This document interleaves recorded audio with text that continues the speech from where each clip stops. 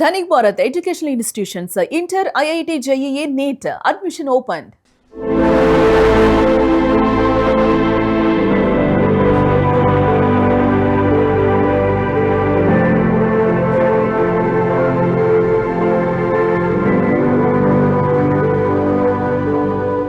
కాపు ఉద్యమ నేత మాజీ మంత్రి వైసీపీ నేత ముద్రగడ పద్మనాభం కన్నుమూశారు. గత కొంతకాలం నుంచి ఆయన అనారోగ్యంతో బాధపడుతున్నారు. హైదరాబాద్ లోని ప్రైవేట్ ఆసుపత్రిలో చికిత్స పొందుతూ మంగళవారం ఆయన తుది శ్వాస విడిచారు. కుటుంబ సభ్యులు ముద్రగడ పద్మనాభం భౌతిక కాయాన్ని స్వగ్రామం కిర్లంపూడికి తరలించారు. సాయంత్రం ముద్రగడ భౌతిక కాయానికి అంత్యక్రియలు నిర్వహించనున్నారు. ముద్రగడ మృతి పట్ల తెలుగు రాష్ట్రాల సీఎంలు రేవంత్ రెడ్డి, చంద్రబాబు సహా మాజీ సీఎంలు, బీఆర్ఎస్ అధినేత కేసీఆర్, వైసీపీ అధినేత జగన్ సంతాపం తెలిపారు. ముద్రగడ మరణ వార్తతో కిర్లంపూడిలోని ఆయన ఇంటికి అభిమానులు భారీగా చేరుకున్నారు. ముద్రగడ అంత్యక్రియలకు అధికారిక లాంఛనాలతో నిర్వహించనున్నారు. ఈ మేరకు ఏపీ ప్రభుత్వం ఉత్తర్వులు కూడా జారీ చేసింది.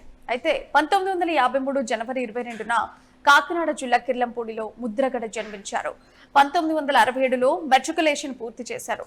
పద్మనాభం తండ్రి వీర రాఘవరావు ప్రత్తిపాడు నియోజకవర్గం నుంచి 1962, 1967లలో స్వతంత్ర అభ్యర్థిగా పోటీ చేసి శాసనసభ్యునిగా గెలుపొందారు.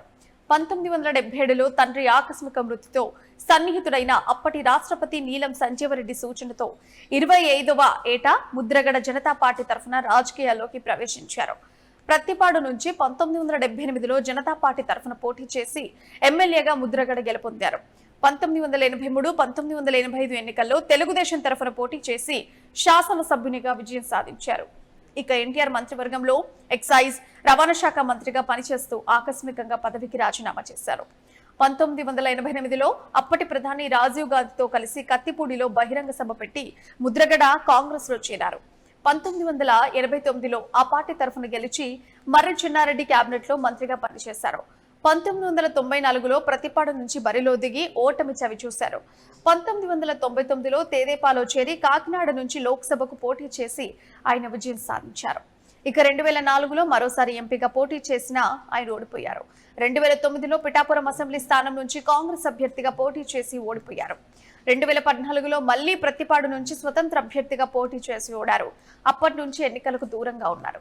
2024 ఎన్నికలకు ముందు వైకాపాలో చేరారు. ఆయన చిన్న కుమారుడు గిరిబాబు ప్రస్తుతం ప్రత్తిపాడు నియోజకవర్గ వైసీపీ సమన్వయకర్త కాగా, కుమార్తె క్రాంతి జనసేన నాయకురాలిగా ఉన్నారు.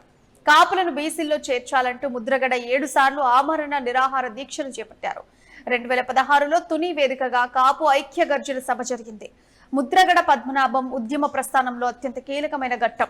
2016 జనవరి 31 నాటి టీడీపీ ప్రభుత్వ హయాంలో తుని వేదికగా జరిగిన తుని కాపు గర్జన సభ ఆంధ్రప్రదేశ్ రాజకీయాలను ఒక్కసారిగా కుదిపేసింది. లక్షలాది మంది కాపు సామాజిక ప్రజలు ఆ సభకు పోటెత్తారు. రైల్వే ట్రాకులు, జాతీయ రహదారులు జనసంద్రంగా మారాయి. అయితే శాంతియుతంగా ప్రారంభమైన ఆ సభ ఒకసారిగా హింసాత్మకంగా మారింది. రత్నాచల్ ఎక్స్ప్రెస్ రైల్ దహనం ఉదంతం, తుని రూరల్ పోలీస్ స్టేషన్ పై దాడి రాష్ట్ర వ్యాప్తంగా సంచలనం సృష్టించాయి. ఈ ఘటన దేశవ్యాప్తంగా హెడ్లైన్స్ లో నిలిచింది. ఈ హింసకు తానేమీ కారణం కాదని ముద్రగడ స్పష్టం చేసిన ప్రభుత్వం ఆయనపై, ఆయన అనుచరులపై వందలాది కేసులు నమోదు చేసింది. ఎంతటి అణచివేత ధోరణి సాగినా ముద్రగడ మాత్రం అంగుళం కూడా వెనక్కి తగ్గలేదు. తప్పు తన వైపు లేనప్పుడు భయపడే ప్రసక్తే లేదంటూ పాలకులకు ఆయన సవాల్ విసిరారు. ఇక తుని ఘటన తర్వాత ముద్రగడను ఒంటరిని చేయాలని పాలకులు భావించారు. కానీ ఆయన కిర్లంపూడిలోని తన నివాసాన్ని పోరాట కేంద్రంగా మార్చుకున్నారు. కాపు యువతపై పెట్టిన అక్రమ కేసులను ఎత్తేయాలని, రిజర్వేషన్ల హామీని నిలబెట్టుకోవాలని డిమాండ్ చేస్తూ తన భార్య పద్మావతితో కలిసి ఆమరణ నిరాహార దీక్షకు దిగారు. ఆ సమయంలో కిర్లంపూడి ఒక యుద్ధ ప్రాంతాన్ని తలపించింది. పోలీసులు కిర్లంపూడి గ్రామాన్ని దిగ్బంధించారు. ముద్రగడ ఇంటి తలుపులు బద్దలు కొట్టి ఆయనను బలవంతంగా అరెస్ట్ చేసి ఆసుపత్రికి తరలించారు. ఆ దృశ్యాలు చూసి కాపు సామాజిక వర్గం ఆగ్రహంతో ఊగిపోయింది. ఆసుపత్రి బెడ్ పై సెలైన్ బాటిల్స్ నిరాకరిస్తూ ప్రాణాలను సైతం లెక్క చేయకుండా ఆయన దీక్ష కొనసాగించిన తీరు ఆయన పట్టుదలకు నిదర్శనం. లాఠీ దెబ్బలకు, బెదిరింపులకు లొంగిపోయే నైజం తనది కాదని ముద్రగడ ఆనాడే నిరూపించారు. భార్యాభర్తలిద్దరూ కలిసి కరుడుగట్టిన పాలకుల వ్యూహాలను ఎదిరించి నిలిచారు. ఇక రైలు దహనం ఘటన రాష్ట్రంలో సంచలనం కలిగించింది. చంద్రబాబు గత ప్రభుత్వంలో కాపులకు 5% రిజర్వేషన్లు కల్పించాలంటూ ముద్రగడ చేసిన పోరాటం చరిత్రలో కీలకంగా నిలిచింది. అప్పట్లో జరిగిన తుని రైలు దహనం ఘటనలో ముద్రగడతో పాటు ఆయన అనుచరులు కూడా రైల్వే కేసులు ఎదుర్కొన్నారు. ఆ తర్వాత వాటికి ఆధారాలు లేవంటూ రైల్వే కోర్టు కొట్టేసింది. ఆ తర్వాత వైఎస్ఆర్సీపీలో చేరిన ముద్రగడ గత ఎన్నికల్లో తొలిసారి పిఠాపురం నుంచి పోటీ చేసిన పవన్ కళ్యాణ్ గెలిస్తే ముద్రగడ పద్మనాభరెడ్డిగా పేరు మార్చుకుంటానని సవాల్ విసిరారు. పవన్ గెలుపుతో ఆయన అధికారికంగా ముద్రగడ పద్మనాభరెడ్డిగా పేరు కూడా మార్చుకున్నారు.